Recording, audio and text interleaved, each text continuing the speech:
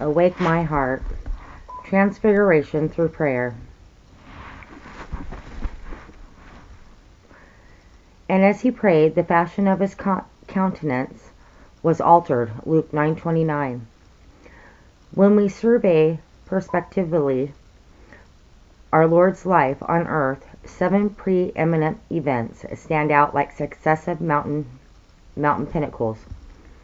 Those 7 are his birth, his baptism, his temptation, his transfiguration, his crucifixion, his resurrection, his ascension. Our Lord's transfiguration is the 4th and therefore the century point of the 7, and certainly it is a towering peak resplendent with significances. It is an arresting attestation of the Father's pleasure in the Son. It is equally an attestation of our Lord's superiority over Moses and Elijah. Also, in its circumstantial features, it is a remarkable forepicturing of our Lord's future return in the glory of his kingdom. Picturing of our Lord's future return in the glory of his kingdom. But whatever other significances in it, we miss the spiritual challenge of it if we overlook those 3 little words in Luke 9:29. As he prayed, we are distinctly told that our Lord went up that mountain to pray, and that his transfiguration occurred as he prayed.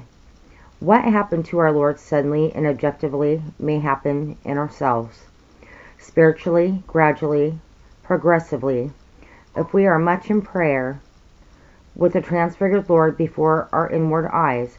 Let us briefly reflect on the transfiguring power of prayer. First, we put this, that prayer transfigures our view of life. Real prayer is an ascending of the soul to spiritual summit, and just as high altitude transforms a landscape in the physical world, so does real prayer in the spiritual realm. When a man climbs to some mountain height, he sees the relative size and importance of things in a way which he never could. From the plains below, that building which seems so massive to the town dwellers down there now seems a mere dot. Even the big town is all but lost amid the spreading expanses. Other objects which were greatly underestimated through being seen only partly from a lower view now assume immense proportions and impressiveness. So it is when, by prayer, we climb the Mount of God. From that hill summit of communion with God, we see things in broader view and truer relationship. We begin to distinguish between the seemingly great and the really great. Many of the seemingly big concerns which have surrounded us and felt almost on top of us down there shrink into surprising littleness as we now see them against the really big things which they prevented us from seeing while we were down there among them. We often speak about getting a bird's eye view of things, but as G.H.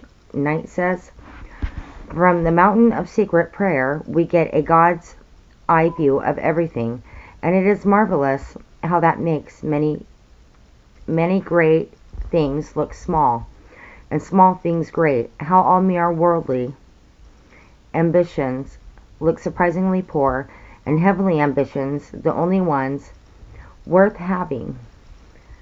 Many a false estimate is rectified there. Our ambitions, plans, labors, worries, vexations, sorrows, cares fall into their true proportions. Yes, that is what happens, especially if our time of secret prayer are regular and unhurried. In that secret tryst of communion with the eternal, we are lifted above the world in which we daily mix and move. We begin to see things as they appear to the eye of heaven.